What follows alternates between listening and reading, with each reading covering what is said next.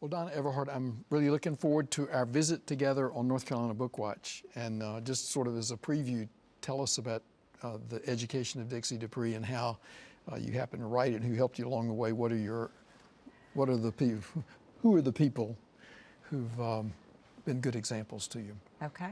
Well, you know, I started off like we all do, reading. And the whole thing with writing, I'm a late bloomer. And so, first and foremost, I read. I don't read the same way anymore, the level, you know, that I used to, but it would be 4 books a week. And I went through a lot of different genres, and then eventually I landed on Southern fiction. And Southern fiction was the one that really became my all-time favorite. So writers like Kay Gibbons, who is out of Raleigh, who wrote Ellen Foster, which is one of my favorite books of all time, A Virtuous Woman, On the Occasion of My Last Afternoon. So you read them all? Practically. A Charmed Life, you know, all of those. But yes, she was a big influence on my writing. Wow. And Dorothy Allison, who wrote Bastard out of Carolina. And so those were the books that made the biggest impact on me. On impact in what way? Emotionally. You liked them and they transformed, they changed you in some respect. They gave me the desire to write more so than any other book I had ever read. The desire came because you thought they did such a good job, you'd like to do something like that? Is exactly. That sort of... That's it. You know, when you sit down and read a book that has your heart rate going, that makes you just have that wistfulness almost about, I want to do this, I wish I could write like this.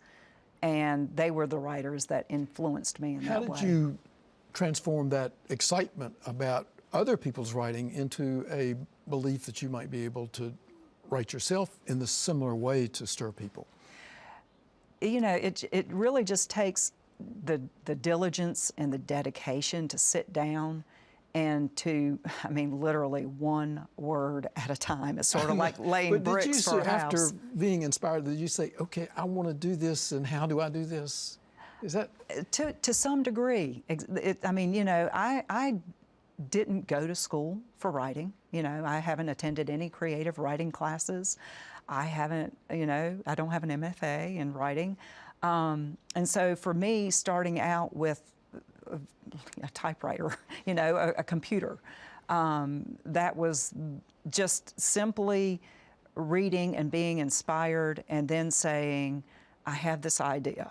I have this, I mean, the voice comes first for me and then the name, and believe it or not, you know, that's the foundation. I just have a character in my head, and Dixie was the character.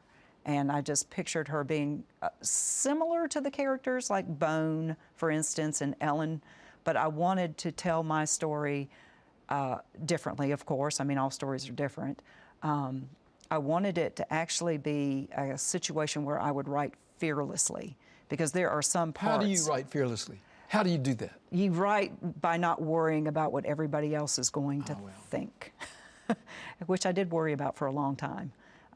But I had it, you know, and I felt like once I had written certain scenes, and when I would come back to them and reread them for myself, and I felt like, you know, my own heart rate was going up over my own writing, I thought, okay, well, I think I might have something here. I might have nailed it. I might have. Well, I think you did nail it. And I'm looking forward to talking more about the book on North Carolina Bookwatch.